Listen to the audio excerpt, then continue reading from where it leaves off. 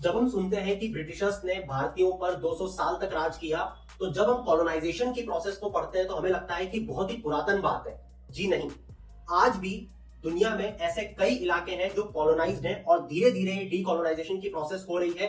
जी हाँ, हम बात करने जा रहे हैं चैगोस आर्किपेलागो या डिएगो गार्सिया के बारे में, जिसको recently Britishers that is UK ने अपनी मां के पास भेजा है और कहा है जाओ और मॉरिशस के पास जाकर रहो।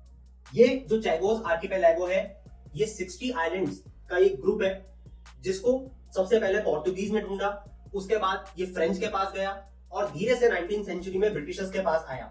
यहाँ पे अफ्रीकन लोगों को लाके कोको प्लांटेशंस करवाया जाता था, मगर धीरे से सोवियत यूनियन से लड़ने के लिए, क्योंकि ये इंडियन ओशन रीजन में लोकेटेड है, इसके एक बहुत ही स्ट्रेटेजिक लोकेशन है जहां पे जो इसका कंट्रोल रखेगा वो पर्शियन गल्फ में, वो अफगानिस्तान में, वो इराक में और वो मलक्का स्ट्रेट के थ्रू साउथ चाइना सी में अपना कंट्रोल जमा सकता है।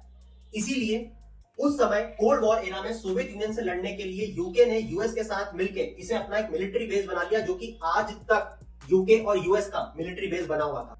और इस मिलिट्री बेस को यूज किया गया था पर्शियन गल्फ वॉर में, जब अफगानिस्तान में यूएस घुसा और उसे इन्वेड किया, और साथ ही इराक वॉर में। और आपको शायद लग रहा होगा कि ये आजादी बहुत आसानी से यूके और यूएस ने दे दी। जवाब है नहीं। अभी भी अगले 99 ईयर्स तक इसको US as a military base use कर सकेगा, ये अग्रीमेंट हुआ है। हालांकि यहाँ पे जो वहां की लोकल पॉपुलेशन थी उन्हें आने की आजादी मिल चुकी है, मगर अभी भी इसका usage as a military base US के हाथ में रहेगा, तो पूरी तरीके से डीकॉलोनाइज अभी भी नहीं हुआ है। और इस एरिया को फ्री करवाने के लिए प्रेशर डाला गया यूनाइटेड नेशन जनरल असेंबली के द्वारा, परमानेंट कोर्ट ऑफ आर्बिट्रेशन के द्वारा और इंटरनेशनल कोर्ट ऑफ जस्टिस के द्वारा। साथ ही भारत ने एक बहुत ही quite but important role play किया है, जहां पे इसको ट्रांसफर करवाना टू मॉरिशस भारत ने पूरा सपोर्ट किया।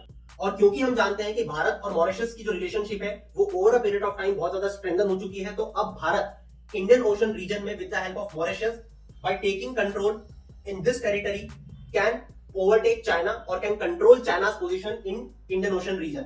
और फाइनली मलक्का स्ट्रेट से कनेक्ट करके हम साउथ चाइना सी में चाइना को दबा सकते हैं। अब इस पूरे मुद्दे में आपका क्या विचार है, कमेंट में जरूर बताना।